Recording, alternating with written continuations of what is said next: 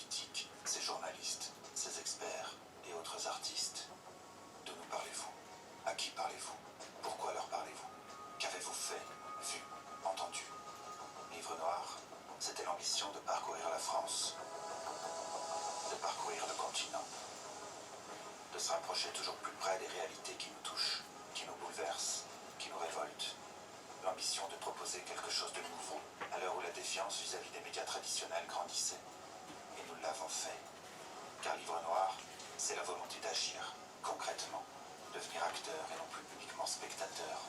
Montrer ce qui ne sera pas montré, faire parler les pestiférés, les moins que rien, les oubliés.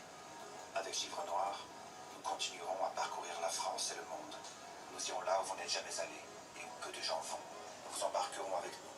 Vous verrez nos images, nos éclairages, mais jamais aucun dictat, jamais aucune injonction à dire, à faire ou à penser.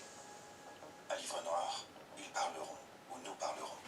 Mais nous serons là, vous serez là. Quand ils nous attaqueront, nous répliquerons. Quand ils nous insulteront, nous vous regarderons. Car en vous regardant, on comprend. On comprend que la volonté qui nous meut n'est autre que celle de la vérité. Et nous continuerons à avancer. Car Livre Noir, désormais, c'est une équipe qui ne renoncera pas. Une équipe dévouée, qui fait face et qui refuse d'être malmenée. Et ainsi, aujourd'hui, Livre Noir est là. Nous occupons le terrain, les réseaux sociaux, les kiosques et les plateaux. Et demain, grâce à vous, nous demeurons. Pourquoi? Car Charles Péguy disait, il faut toujours dire ce que l'on voit, mais il faut surtout, ce qui est plus difficile, voir ce que l'on voit. Sur Livre Noir, nous vous dirons toujours ce que nous avons vu. À vous de voir ce que vous voyez. Voilà donc Livre Noir, donc c'est ça, c'est cette nouvelle revue. Voilà, donc j'ai profité du son que j'avais pris dans le téléphone pour mettre la présentation audio du livre. Donc c'est cette petite revue là, donc qui paraît tous les 3 mois. C'est un trimestriel, donc là c'est le numéro 1, octobre, novembre, décembre 2023. Donc le prochain c'est en janvier 2024. Bon, il n'est pas donné, hein, c'est un livre qui coûte 14,90 €, mais c'est un livre qui vaut son prix, parce qu'il y a quand même beaucoup de choses. Donc aujourd'hui, vu que c'est pas la première fois que je parle de racisme, que j'ai la théorie qu'on est tous racistes, et que les gens qui prétendent ne pas l'être, je suis sûr que ce sont les pires. Oui. C'est comme ça que ça fonctionne, c'est comme ça que fonctionne l'être humain. Et comme on est dans un monde de cons, eh ben, faut se baser là-dessus. Donc là, il y a un article qui parle du racisme dans le Livre Noir. Donc c'est le Livre Noir, j'ai oublié de vous préciser, mais même si vous l'avez vu, c'est donc le numéro 1, c'est Immigration, réagir ou périr. Voilà. Et donc dans celui-là, il y a un article qui m'a vraiment plu. C'est un article sur le racisme en Tunisie. Donc je vais vous faire la lecture de l'article.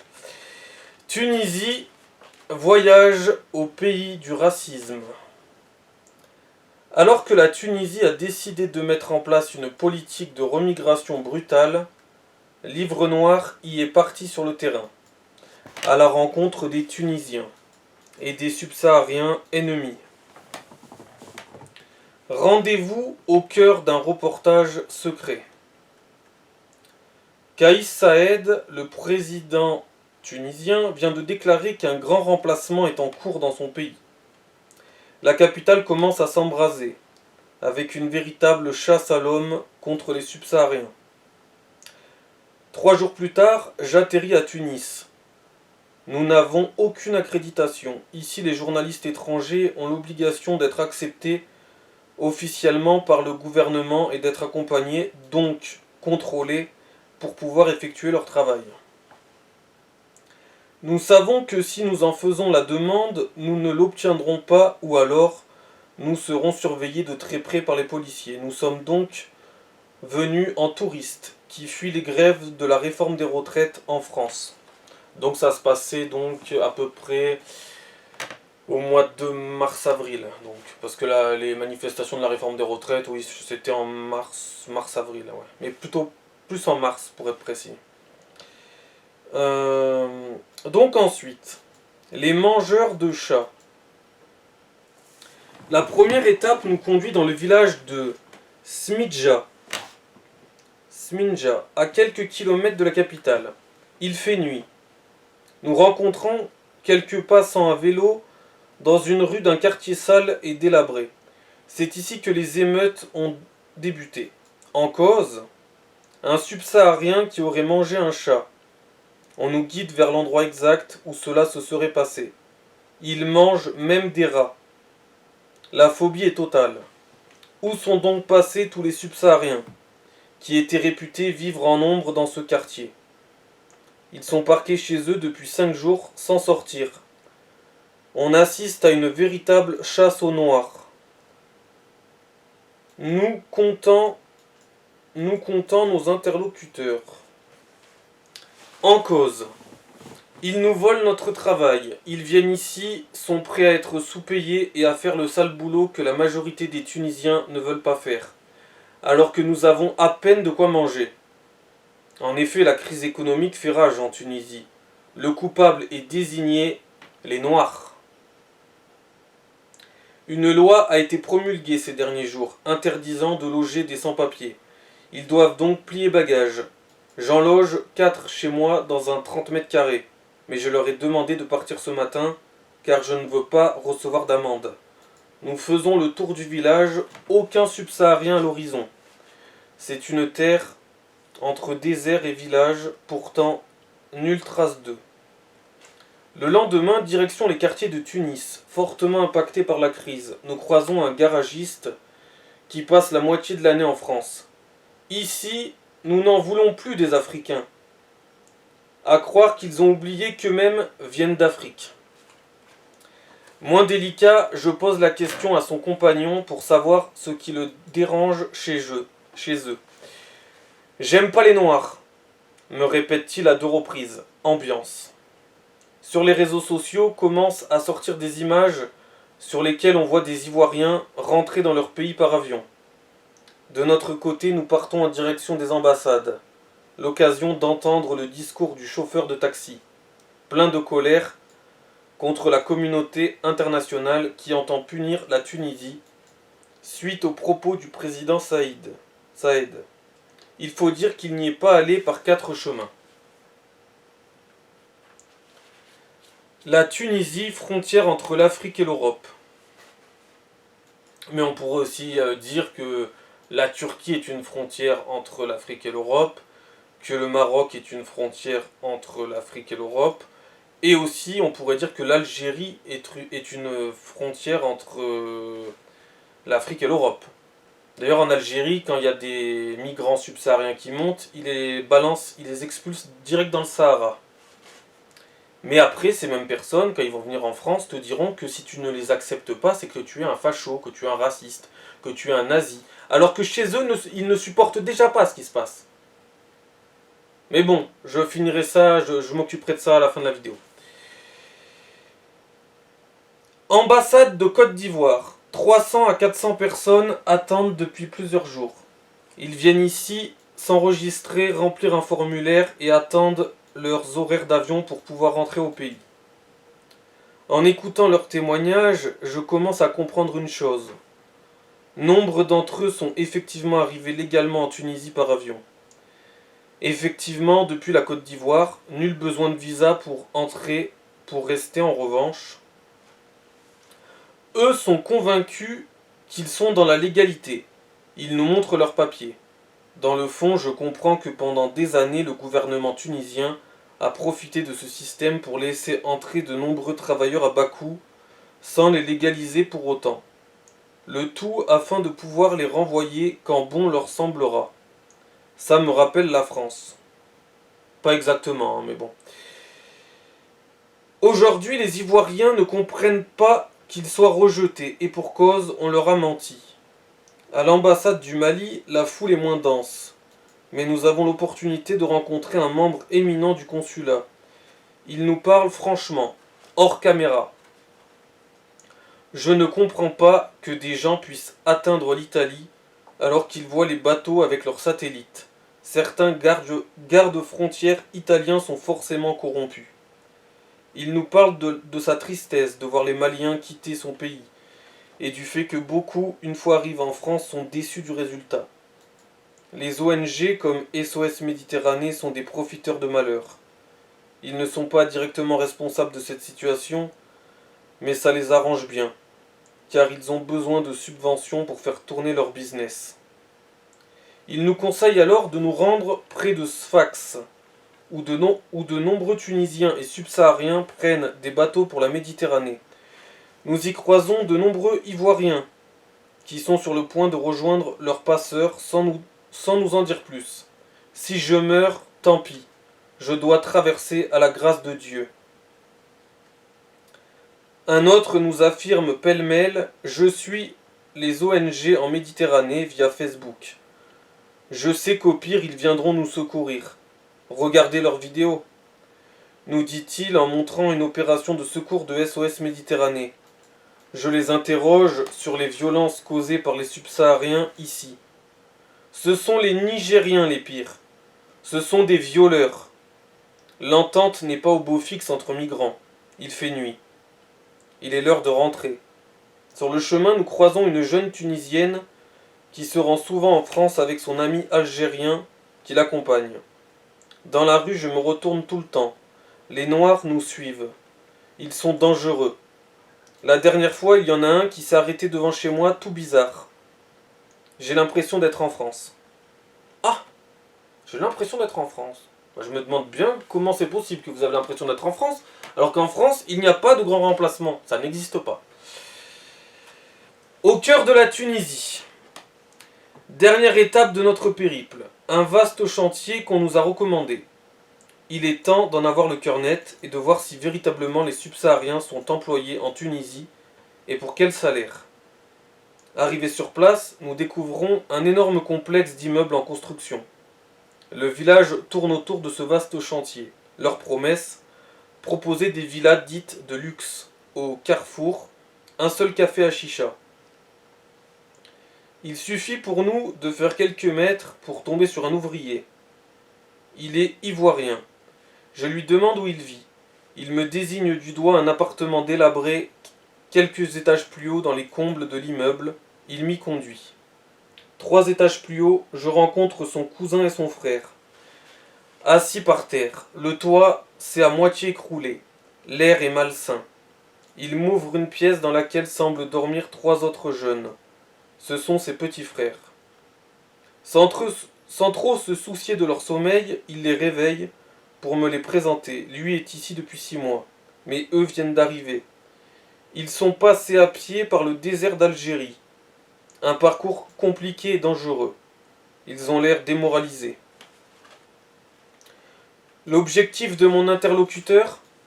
Gagner suffisamment d'argent pour ensuite payer la traversée de la Méditerranée à tout le monde. Il lui reste encore 3 mois.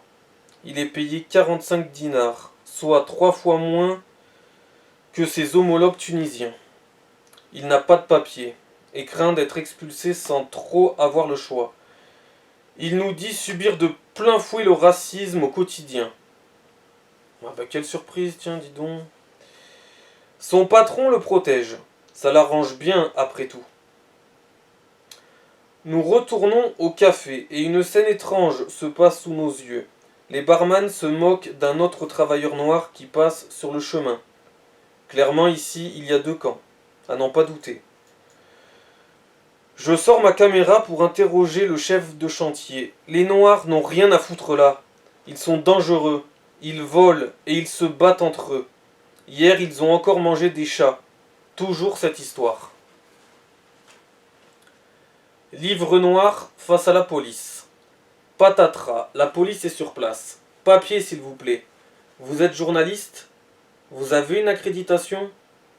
Le barman nous a dénoncés et a appelé le poste de police voisin. Nous sommes arrêtés et amenés au commissariat. S'en suivront 8 heures d'interrogatoire, entrecoupées de 10 entretiens successifs. Si vous êtes journaliste, il vaudrait mieux pour vous que vous nous le disiez maintenant. Comment avez-vous entendu parler de ces chantiers ? C'est dangereux ici. Même la presse locale n'y va pas. Et quand c'est le cas, nous les accompagnons.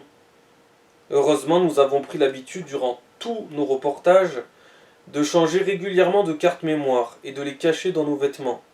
Je peux donc leur montrer nos rushs, qui sont peu nombreux puisque j'ai pu changer les cartes. Je les supprime devant eux. Pour l'instant, notre récit tient. Nous sommes des communicants, blogueurs à nos heures perdues qui avons choisi de quitter Paris en grève. On prenait des photos et ce n'est que lorsqu'ils nous ont rattrapés que nous avions décidé de filmer, mais pas avant. Évidemment, il faut rester serein malgré le stress. J'ai peur qu'ils fouillent nos bagages et découvrent les disques durs avec tous nos interviews des subsahariens ou encore les micros. Il faut tenir. Finalement, ils nous font signer un procès-verbal en arabe. Vous refusez en signant cela d'avoir recours à un avocat. Je signe. Il faut mieux tenter le tout pour le tout et aller au bout du bluff plutôt que de risquer de perdre toutes nos vidéos. Il est 19h, nous sommes enfin dehors, il est temps de foncer en taxi à l'hôtel de Tunis. Nous envoyons toutes nos vidéos en France et restons dans nos chambres. Le lendemain, il est temps de rentrer. La morale de ce reportage ? Les Tunisiens ne cessent de nous dire qu'il faut les accueillir, que c'est notre devoir, que refuser de le faire est une attitude raciste. Comment qualifier alors leur attitude ? Le racisme, décidément, est bien plus présent au Maghreb que chez nous.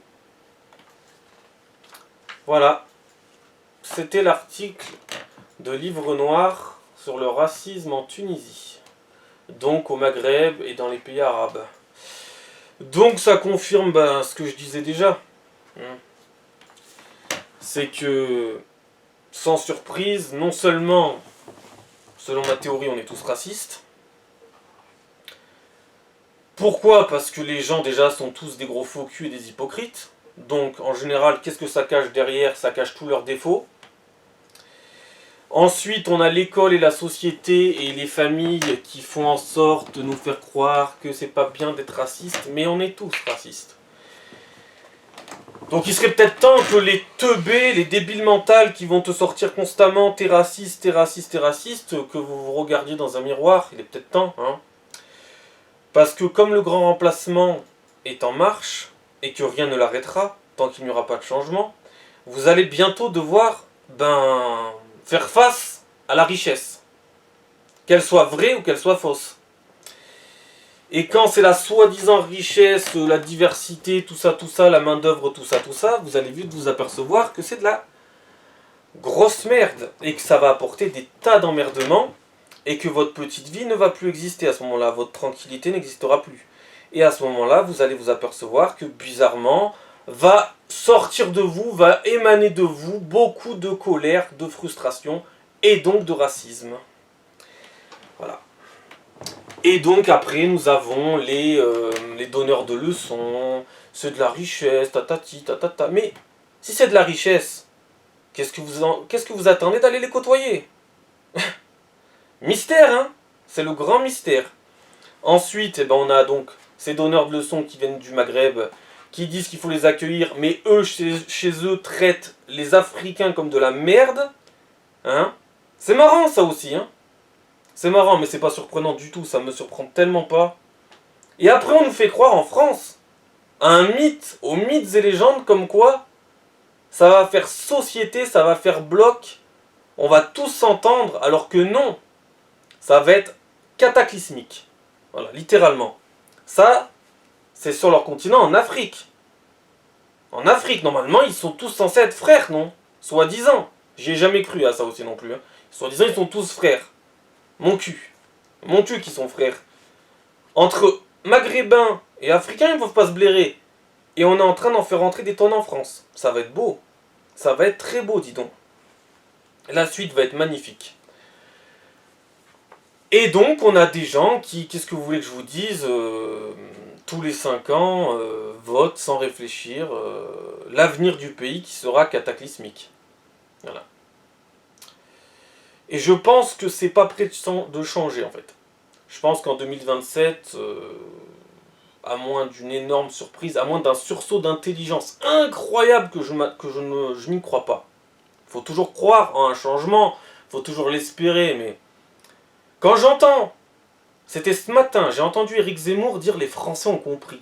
Mais non. Alors je sais pas si Éric Zemmour fait semblant de croire que les Français ont compris, parce que si vraiment vous le pensez, monsieur Zemmour, que les Français ont compris, moi je vous le dis, ils n'ont rien compris encore. Oh non, non, non. Le meilleur est encore à venir, croyez-moi. J'espère que vous y croyez pas, monsieur Zemmour, hein, vraiment. Hein. Parce que vous êtes vraiment loin, alors, dans ce cas-là. Attendez, vous avez fait 7%. Si vous avez fait 7%, c'est qu'ils n'ont pas compris. Il y a 1 an et demi de ça, il y avait les élections. Non, ils n'ont toujours rien compris. Et si jamais ils comprennent 2-3 trucs, avec Samuel Paty, avec Dominique Bernard, le deuxième prof qui s'est fait égorger dans la cour de son établissement, en France, hein, pas à Kaboul, pas à Bagdad, hein. Ils vont comprendre, mais ça va être que sur l'instant. Sur l'instant. Et une fois que c'est passé, c'est fini. Ils vont faire les horrifier, les choquer, les terroriser, et puis après, ça va être à nouveau reparti. Ça va recommencer. Il va en avoir de plus en plus. Je vous dis, même si un jour... Parce qu'on va s'enfoncer encore, c'est une certitude. Parce que les gens ne comprennent rien. En fait, comme je vous dis souvent, tant que ça ne les touche pas, ils ne se posent pas de questions. Ce qui est fortement débile, mais bon. Qu'est-ce que vous voulez, on ne peut pas refaire le monde, hein. Si les gens sont cons, ils sont cons, mais malheureusement, c'est à cause d'eux que le pays va dégringoler. Moi, je vous le dis, tous les 5 ans, 5 ans, plus 5 ans, on a... Maintenant, je vous le dis, clairement, on a une marge d'erreur. Je veux dire, on a utilisé tellement de jokers qu'au bout d'un moment, t'en auras plus. Hein. La marge d'erreur, maintenant, c'est 5 à 10 ans. Dans 5 à 10 ans, entre 5 à 10 ans, dans 5 à 10 ans, si rien n'a changé, ça sera cataclysmique à tous les coups. On ne pourra pas revenir en arrière. Parce que quand le grand remplacement se sera installé définitivement, on ne pourra jamais refaire notre pays. Ce sera terminé. Et ça, c'est aussi quelque chose que les gens, il faut qu'ils captent ça. Quand le changement démographique aura totalement opéré, ce sera terminé. Le changement sera trop tard. C'est pour ça que je dis qu'il faut un changement rapide, un changement déjà, rapide et radical. Si tu... Je sais pas, c'est un peu comme si les incompétents qui dirigeaient le Titanic, ils auraient pu s'apercevoir qu'ils fonçaient droit sur un iceberg, mais ils ont mis du temps à réagir. Eh ben, le peuple français, le peuple européen, c'est la même chose. Ils mettent trop de temps à réagir, ils ne voient pas venir la catastrophe, ils pensent qu'à leur petite gueule, et quand on va se prendre l'iceberg, ce sera trop tard. Voilà. Notre civilisation va disparaître comme le Titanic a coulé, et ben nous coulerons. Voilà. Et après, il ne faudra pas venir pleurer. Certaines personnes pourront pleurer. Oui, parce que ça fait je ne sais combien d'années qu'ils le répètent, qu'ils se tuent à le dire, à l'expliquer à des cons. Mais certains ne veulent pas comprendre. Voilà. Et donc nous voyons qu'au Maghreb, voilà, le racisme est encore sûrement plus important. Et vous croyez que les Maghrébins qui sont arrivés en Europe ne sont pas racistes? Non, parce que il y a des gens qui me disent aussi, mais qu'est-ce que tu racontes? Tu vois bien que ça marche très bien. Non. Non, c'est une illusion, ça. Ça, c'est une illusion qui va bientôt s'arrêter net. C'est des faux semblants, ça. Oui, il y a des gens qui s'intègrent très bien. Oui, heureusement. Il y en a quelques-uns par-ci par-là. Heureusement. Parce que purée, ça serait vraiment... ça serait cauchemardesque s'il n'y en avait aucun qui s'intégrait. Mais la grande majorité ne s'intégreront pas. Ils ne le veulent pas. C'est simple, ils ne le veulent pas. Et ils ne s'en cacheront pas d'ailleurs. Ils attendent juste le bon moment, ils sont tapis dans l'ombre, ils attendent le bon moment. Ils attendent d'être suffisamment nombreux pour qu'il y ait bascule. Voilà. Ça, c'est ma théorie. On verra. On verra si j'ai raison. Et je préfère avoir tort, hein, qu'on soit bien clair. Hein. Bref. Mais je suis certain qu'il y a beaucoup d'ennemis de la France tapis dans l'ombre. Vous avez vu ce qui s'est passé là de ce qui se passe avec le conflit en Palestine avec Israël et la Palestine, le Hamas, Gaza, tout ça. Vous avez vu ce qui s'est passé. Vous avez vu les crimes horribles qu'il y a eu. Vous avez vu que là, c'est en train de créer une guerre de plus dans le monde. Une guerre de civilisation. une guerre de religion, une guerre de culture, une guerre de territoire. Bref, et ben cette guerre, on est en train de l'amener en Europe. Donc, on va bientôt se la prendre aussi. Ça va être merveilleux. Ensuite, qu'est-ce que je voulais dire par rapport à ça? Oui, en France, vous avez vu que ceux qu'on appelle Français, d'origine musulmane, alors encore une fois, pas d'amalgame, pas de généralité, mais vous avez vu la manifestation? Ils étaient des milliers, et ils ont tous scandé Allah Akbar, en France. Quand c'est que vous allez comprendre? Sans déconner. Quand c'est que vous allez comprendre? Je veux dire, il vous faut quoi maintenant? On a à peu près tout eu. La seule chose qui nous manque, c'est une guerre civile. D'ailleurs, je me demande aussi si on peut l'appeler réellement guerre civile. Parce que plus j'y pense, plus je me demande si ça sera vraiment une guerre civile. Une guerre civile, oui, parce qu'on peut l'appeler comme ça pour parler rapidement, pour expliquer aux gens, mais une guerre civile, en général, ça va être le peuple contre le peuple. Ça va pas être un peuple qui va s'affronter contre un autre. Je veux dire, une guerre civile, par exemple en Algérie, la guerre civile, c'était les Algériens contre les Algériens. Là, ça va être les Français contre les étrangers. Les Français, assimilés, devenus Français, les Français de souche, contre les étrangers qui ne se seront jamais assimilés. Moi, je vous le dis, je suis très inquiet pour la suite. Je vous le dis constamment, je suis très inquiet, par exemple, pour les homosexuels, pour les lesbiennes, pour les gothiques, pour tous ces gens. Pour les juifs. Je suis très inquiet. Et quand il y a des gens qui disent « ça marche très bien, regarde, tu racontes n'importe quoi », moi je suis désolé, c'est vous qui êtes complètement teubés, je suis désolé. Réveillez-vous, oh. Mais qu'est-ce, ça marche très bien. Mais on est dans une société de faux culs, d'hypocrites, de simulateurs. Quand c'est que vous allez le comprendre? Alors, non, ils sont pas racistes, non, ils sont pas hypocrites, ils sont toujours parfaits les gens. Bref, moi je vous le dis, énormément d'ennemis de la France sont tapis dans l'ombre, ils attendent le bon moment, ils attendent d'être assez nombreux pour pouvoir tenter le coup. De toute façon, ils n'auront droit qu'à un coup. Donc il ne faudra pas le rater. Donc ils vont attendre. En plus, le peuple français fait tout pour les aider. Le gouvernement qui a été élu par ce même peuple français fait tout pour favoriser cette guerre et cette invasion, ce grand remplacement, cette démographie affolante qui va nous submerger, qui va nous noyer, voilà, clairement. Alors il y en a qui vont te dire que tu exagères. Bon ben on verra. On verra si j'exagère, on verra. C'est juste vous en fait. C'est pas que moi j'exagère, c'est que vous êtes déconnecté en fait. Voilà, vous êtes déconnecté. Et quand ça va vous tomber sur le coin du museau, à ce moment-là, je crois que bizarrement, les gens ils vont dire « oh, il avait raison. Ah c'est bizarre, tiens. » Mais ça sera trop tard. Ça sera trop tard pour vos gueules. Voilà, moi, qu'est-ce que tu veux que je te dise? Qu'est-ce que vous voulez que je vous dise? Si les gens ils comprennent pas au fur et à mesure des années, le temps passe. Tous les 5 ans, ils font la même chose. Qu'est-ce que vous voulez que je vous dise, moi? Ils le comprennent pas. Et si tu leur dis pas, ils le comprennent pas. Hein. Il y en a, t'as beau leur expliquer, ils le comprennent pas, mais il y en a, si tu les confrontes pas avec les arguments, ils ne vont pas chercher plus loin. Hein. Eux, ça va, tout va bien. Voilà. C'est ça la France. Tout va bien. Ok, pas de problème. Un deuxième prof qui s'est fait égorger, le premier s'est fait décapiter, on retourne au Moyen-Âge, tout va bien. D'accord, pas de problème. Et puis ils sont tous français, voyons, tous ceux qui arrivent sont devenus français, c'est très crédible. Bien sûr que j'y crois, mais bien sûr. Voyons, faut arrêter un peu. Bref, donc le racisme, encore une fois, voilà, le racisme. Hein. Le racisme. Moi, quand je discute avec des gens, on me dit toujours t'es raciste. Mais eux, ils le sont pas. Alors moi, je veux bien être raciste. Moi, je veux bien. Allez, ok, je suis raciste. Mais en face, est-ce que les gens peuvent accepter aussi de l'être aussi? Ben non. Eux, non. Ils vont t'accuser, oh, t'es raciste. Mais en plus, tout sans cœur. Hein. Bêtement, ils réfléchissent pas. Oh, c'est quand que vous allez réfléchir? J'ai été confronté à des dizaines, même, non, des centaines de gens avec ça.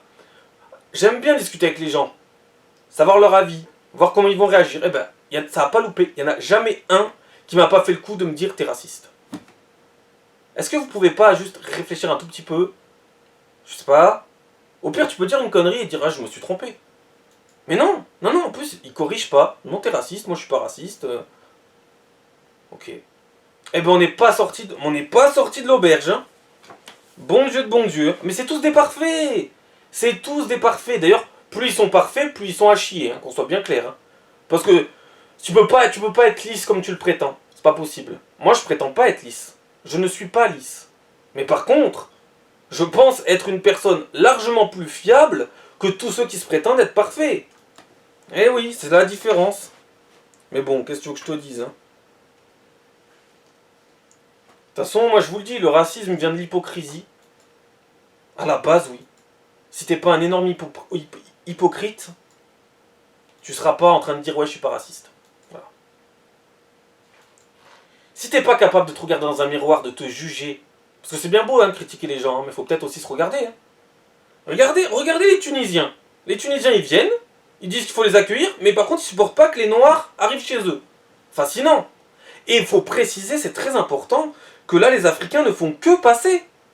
En Tunisie, ils ne restent pas. Donc, ils sont racistes, ils ne tolèrent pas la présence des Africains, mais les Africains ne vont pas rester. Alors que nous, ils vont rester.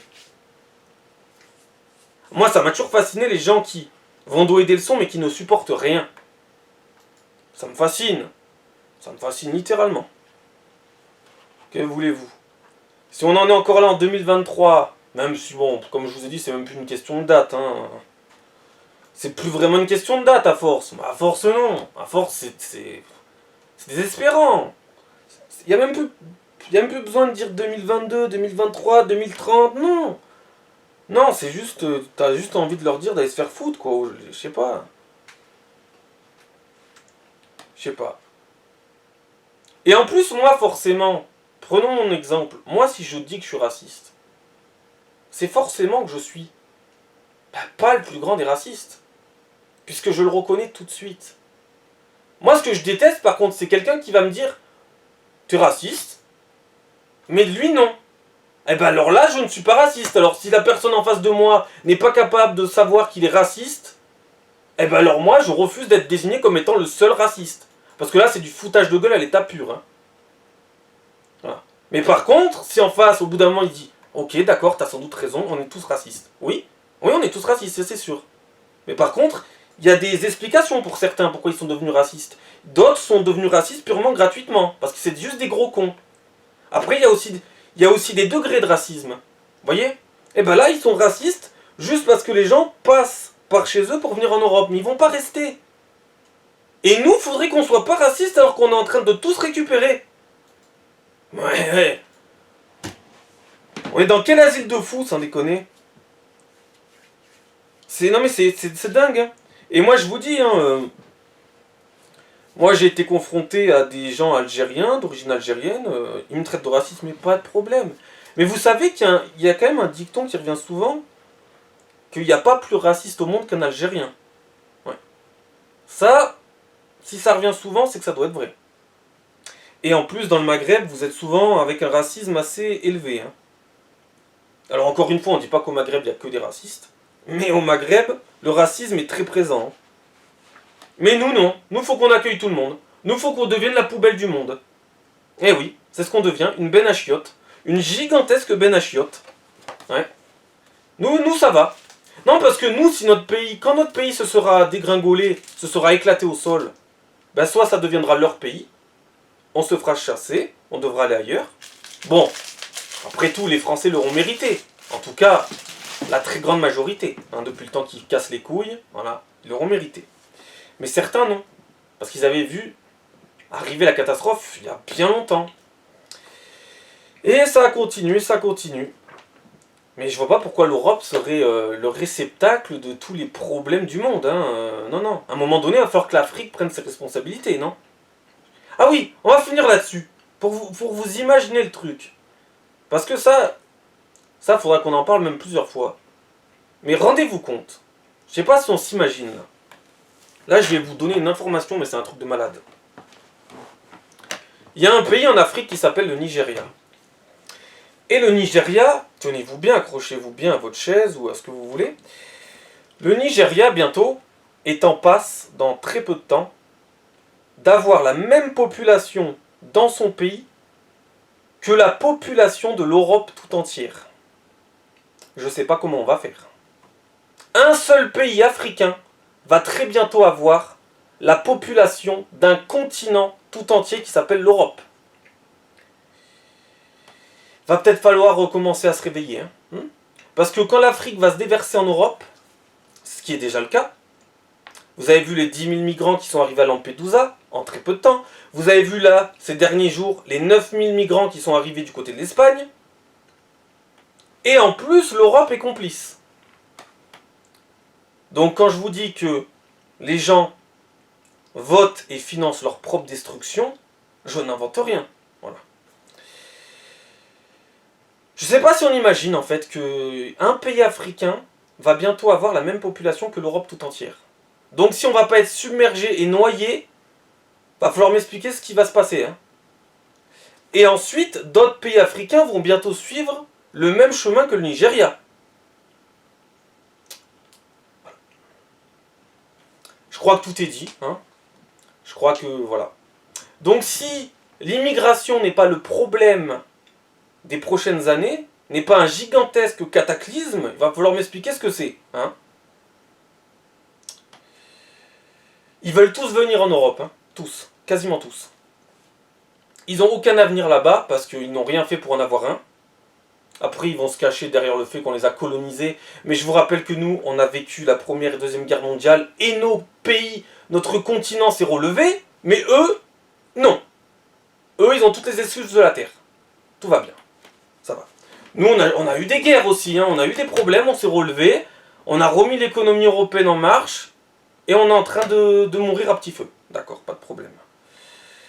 Mais eux, ils ont toujours des excuses, de toute façon. Il y a toujours des excuses, la colonisation, tout ça. On a tous été le colonisateur et le colonisé de quelqu'un. Ça, c'est pareil, c'est comme le racisme. Mais bon, qu'est-ce que vous voulez? Qu'est-ce que vous voulez que je vous dise? Et quand j'entends aussi que certains disent un argument totalement bidon, ils disent que le réchauffement climatique va accentuer l'immigration et que l'immigration va remonter du sud sur l'Europe. Comme par hasard, ils vont encore aller en Europe. Pourquoi ils vont pas au Japon? Pourquoi ils vont pas en Russie, en Inde, en Corée du Sud, en Corée du Nord? Tiens, en Corée du Nord, ils pourraient y aller. Mais non, en Corée du Nord, ça va pas le faire. Ils les veulent pas. Ça va très mal se mettre. Ils les veulent pas. Pourquoi ils vont pas en Australie? Alors ils vont dire la proximité géographique. Bidon, c'est bidon. C'est bidon. Si tu remontes du bas de l'Afrique, vous avez vu la taille de l'Afrique? Si on remonte du bas de l'Afrique pour aller en haut de l'Europe, ou même en France, vous avez vu la distance? C'est une proximité géographique ça, quand tu viens du bas de l'Afrique pour remonter jusqu'à l'Europe? Vous avez vu où que c'était une proximité géographique? Non mais, faut traverser les déserts, faut tout traverser, la mer Méditerranée, tout, mais ils sont fous quoi. Et ensuite il y a l'argument bidon qui vont, donc, il va y avoir des déplacements énormes de population suite au dérèglement climatique, mais on pourrait dire la même chose pour nous. Le dérèglement climatique, il va être sur toute la planète, pourquoi nous on va pas se déplacer? Pourquoi les seuls qui vont se déplacer, c'est les Africains? Pourquoi on se déplace pas, nous aussi, alors? On pourrait tous se déplacer sur la planète, on va tous changer de pays, alors? Mais quel argument bidon? Genre, le globe, c'est quoi? C'est un thermomètre. La température, elle va monter que du bas, pour aller en haut. Non! Il va y avoir des dérèglements partout. C'est quoi cet argument bidon, se servir de ça pour légitimer l'immigration? Ça tient pas, ça. Nous aussi, on va le subir. D'ailleurs, ils arrêtaient pas de dire que l'Europe serait sûrement le continent qui serait le plus touché par le dérèglement climatique. Donc cet argument est bidon. Donc faut arrêter de nous prendre pour des cons. Et malheureusement, il y a beaucoup de cons qui vont croire à ça, qui vont dire bah allez, faites rentrer, faites. Bah, faites, nous verrons. De toute façon, ils vont tous arriver et l'Europe fait tout pour les faire venir et vous votez des gens qui ont un projet de les faire venir. Donc voilà. Et bien sûr, quand tu dis ça, t'es le méchant. T'es le méchant de l'histoire quand tu dis ça. Mais non, tu es celui qui veut sauver. Mais en vrai, qu'est-ce qu'on veut? On veut sauver notre continent à nous. On veut sauver notre Europe. Et on veut aussi aider les Africains. Parce que c'est pas en venant ici que ça va les aider. Il faut qu'ils restent chez eux pour faire enfin avancer leur continent. Et d'ailleurs, je me pose la question, le Nigeria, qu'est-ce qu'ils font? À part faire gouloum gouloum dans la case. Je suis désolé, mais à un moment donné, il faut se poser la question. Je suis désolé. quand tu es bientôt en passe d'avoir la même population en un seul pays africain de l'Europe tout entière, à un moment donné, il faut se poser la question, qu'est-ce qu'ils font dans ces pays? À part faire des enfants. Pourquoi on leur a pas montré les moyens de contraception? Puis il y a peut-être d'autres choses à faire que de passer son temps à faire des enfants aussi. Parce que si tu fais des enfants pour qu'ils aient pas d'avenir, qu'ils aient rien à manger, qu'il y ait des maladies et compagnie, non, non. Non, ces gens, je suis désolé, faut agir là, faut faire quelque chose. Mais on a fait plein de trucs en plus. On a envoyé des milliards en Afrique. Et puis, à quoi ça sert d'envoyer des milliards en Afrique si c'est pour que l'Afrique vienne en Europe? Autant ne plus envoyer d'argent en Afrique, en tout cas, ça c'est sûr. Faut arrêter. Ou alors, faut en envoyer dans les pays africains qui restent en Afrique et qui font avancer leur pays. Voilà. Voilà, tout simplement. Non, parce que là, on est vraiment sur un truc de dingue, là. Hein. Quand je vous dis qu'on va être noyé, on va être noyé, submergé, un tsunami. Et pourquoi ils vont pas, je sais pas, pourquoi ils vont pas en Argentine de l'autre côté? Pourquoi ils vont pas au Brésil? Pourquoi ils vont pas en Colombie? Parce qu'ils les veulent pas, qu'ils savent très bien qu'ils vont pas être bien accueillis, qu'ils vont rien faire pour eux, et nous, l'Europe les veut. Alors qu'il faut les laisser en Afrique parce que c'est leur continent. Vous avez vu la taille de l'Afrique? Il n'y a pas assez de place là-bas. Et en plus, c'est le continent le plus riche du monde. Non mais c'est quand même un paradoxe de malade en vrai. Non mais c'est désespérant. C'est désespérant. Alors j'espère que les gens vont comprendre parce que de toute façon si les gens comprennent pas là, on peut plus rien faire pour eux, hein, sans déconner. Hein. C'est fini, tu peux plus rien faire pour les gens. Hein. Il y a des gens, s'ils sont bouchés, s'ils croient que ça sera que pour les autres et pas pour eux, ou s'ils pensent que t'es dans un délire, on va voir le délire. Le délire, on le voit sous toutes ses formes, diverses et variées, tous les jours. Que ce soit des agressions de personnes âgées de 90 ans qui sont violées à l'hôpital en France, qui se font violer au sein même de l'établissement hospitalier. Après, on a le prof, là, Dominique Bernard, qui s'est fait égorger. Encore une fois, l'immigration. Que ce soit économiquement ou au niveau de la sécurité ou autre, ça va être une catastrophe, mais vous pouvez pas imaginer à quel point. Et après, il y aura toujours les défenseurs de l'immigration. Moi, je veux bien, hein, si tu défends que les gens bien issus de l'immigration, vas-y, hein, défends-les. Hein. Je serai le premier à les défendre. Mais il y a des trucs indéfendables. Et ceux qui défendent l'immigration et qui les font venir, c'est ceux qui, pour l'instant, ne vivent pas avec. Ça, c'est fabuleux aussi. Hein. Ça, c'est fabuleux. Fabuleux. Alors, ils te les imposent à toi, à travers leur vote. Alors, tu me diras, ils ont le droit de voter ce qu'ils veulent. Oui. Mais vous êtes en train de voter votre propre mort. Alors, je sais pas si vous êtes bouché. Je sais pas. Je sais pas. Quand vous serez exposé à la réalité, il faudra y faire face. Hein. Ah oui, ils seront sûrement dans le déni là, à ce moment-là. Ouais. Ou ils seront soumis. Ils comprendront pas ce qui va leur arriver. On a un dérèglement climatique, certes, mais on a aussi un cataclysme migratoire qui sera peut-être même encore pire que le dérèglement climatique. Je pense que c'est les deux enjeux planétaires vraiment à échelle fois 1000. Hein. Et en plus, on va se rajouter d'autres problèmes, style l'intelligence artificielle, toutes ces conneries. Mais de toute façon, ça tombe bien parce qu'on se rajoute des problèmes, mais qui ne seront pas autant problématiques que les problèmes qu'on a créés depuis au moins 50 ans. L'intelligence artificielle n'aura pas un impact incroyable sur tout ce qui va se passer au niveau de l'immigration. De toute façon, le vrai problème est humain, donc ça sera vite réglé.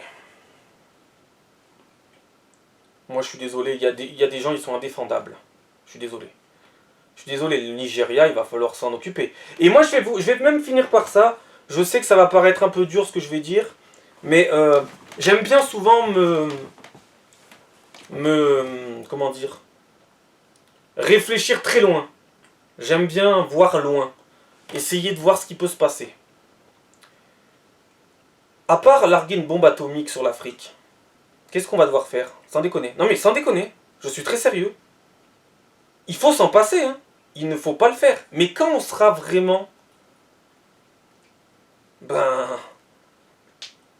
face à un cataclysme sans précédent, quand ça sera plus possible, quand on sera sur le point de mourir, parce que c'est ce qui va se passer, on va être littéralement noyé. Il n'y a personne qui va prendre la mesure de mettre fin à tout ça. Il va falloir. Parce que s'ils ne savent pas le faire eux-mêmes, limiter leur démographie, les naissances, on va pas s'en sortir. Hein. On va pas s'en sortir. Hein. Non mais vous avez vu la taille de l'Afrique? Vous avez vu la taille du continent africain? Mais ça va pas la tête. On s'en sortira jamais. Hein. Un jour, on sera obligé de balancer une bombe atomique. Hein. Ah bah, quand on sera face à ce problème gigantesque, quand on sera en train de se noyer, ça sera la dernière mesure à faire. Hein. La toute dernière mesure. Mais je suis désolé hein, de dire ça, mais vous voulez qu'on fasse quoi? S'ils comprennent pas qu'il faut arrêter de faire des enfants, s'ils comprennent pas que leur avenir est ici, et si en plus les peuples européens continuent de voter contre leur propre intérêt, on va pas s'en sortir du tout. Hein. Avec des dirigeants qui ont un projet de faire venir toute l'Afrique en Europe. Je sais pas. Ou alors ça sera des gigantesques guerres dans toute l'Europe. De toute façon, je sais pas. De toute façon, faudra bien que quelqu'un prenne, soit plus courageux que les autres et prenne les mesures qu'il faut. Hein. C'est tout. Hein. Si ça continue comme ça, faudra prendre des mesures drastiques, hein, radicales. Hein. Il n'y aura pas d'autre choix. Hein. À un moment donné, le continent africain, ça fait combien de centaines d'années? Non mais attendez. Attends, c'était il y a 50 ans, ils étaient 200 millions. Sur tout le continent, il y a 50 ans. Maintenant, ils sont bientôt 2,5 milliards. On va pouvoir s'en sortir, on ne pourra pas s'en sortir. C'est tout. Et en plus, ce qui est génial, et je vais terminer par ça, c'est que on a l'Afrique qui fait n'importe quoi en Afrique. Pas tous les pays, bien entendu, parce que je veux pas non plus, je veux pas non plus mettre tous les pays africains dans le même lot, mais on a des pays africains qui font absolument n'importe quoi, qui sont, on va dire, dirigés par des dictateurs, qui savent pas non plus se rebeller contre des dictateurs, qui savent pas développer leur pays. En fait, il n'y en a aucun qui s'apprécie dans ces pays, déjà. Ils ne s'apprécient pas entre eux. Déjà, comment tu veux qu'ils fassent? Ensuite, je suis désolé de le dire, mais pareil, il faudra un jour aussi qu'on fasse... qu'on classe les gens par coefficient intellectuel. Moi, je suis désolé, ça aussi. En Afrique, il n'y a pas des gens qui peuvent leur dire d'arrêter. Il y a des gens qui doivent s'efforcer de leur dire, je comprends pas. C'est pas possible. Comment on peut en arriver là? En plus, ils font plein d'enfants chez eux, mais on voit surtout des hommes qui débarquent en Europe. Majoritairement des hommes. Très peu de femmes. Très peu de grands-parents. Et donc, on a donc l'Afrique qui va nous noyer, et en plus, depuis 50 ans, à force de voter n'importe quoi, de voter pour des gouvernements d'incompétents, et on est en train aussi de créer une invasion directement dans notre propre pays. On n'a même pas besoin des arrivées de l'Afrique. On en a déjà plein chez nous. Donc ça va faire double invasion. Parce que les gens en Europe qui font 10, 15, 20 gamins, c'est les gens qui à la base étaient en Afrique, hein, qu'on a fait venir, qui sont en train de nous faire une invasion à l'intérieur de notre continent, à l'intérieur de nos pays, et en plus il y a ceux qui sont pas encore là, qui vont arriver en plus. Alors je suis désolé de partir très loin et de dire qu'il va falloir une bombe atomique, j'espère qu'on n'en arrivera jamais là, ça sera ni bon pour nous, ni bon pour eux, ni bon pour la planète, mais au bout d'un moment on fera comment? La contraception ils connaissent pas, ils veulent pas en plus, c'est contraire à leur religion. Je sais pas. J'aime pas faire ces vidéos parce qu'après ça me déprime et ça m'énerve et... Mais bon. Voilà. Donc j'étais censé faire une vidéo courte et je suis un peu parti comme d'habitude, voilà. Bon bah on en reparlera sûrement et puis à la prochaine et je vous reparlerai peut-être de livres noirs pour d'autres articles. Voilà. Ciao.